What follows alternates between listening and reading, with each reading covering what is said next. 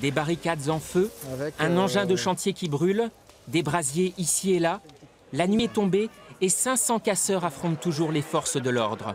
Des scènes très violentes dans le quartier Saint-Cyprien qui ruinent cette journée de mobilisation.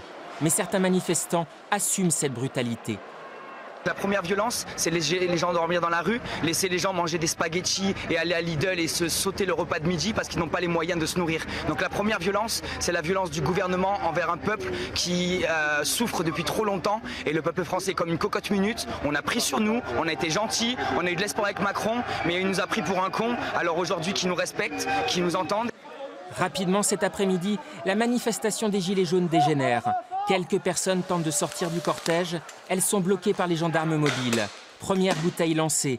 Des gaz lacrymogènes se répandent sur le boulevard Las-Crosse.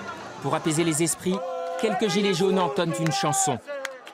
On n'est pas pacifistes, mais on veut que ça change. Il faut arrêter. Mais le calme est précaire dans les rangs des manifestants. Le cortège se disloque. Plusieurs groupes de casseurs se forment. Les affrontements se multiplient à Compense-Caffarelli.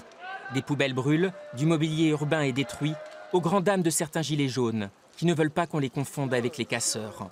C'est très idiot de faire ça, parce que c'est la meilleure façon de décrédibiliser un mouvement.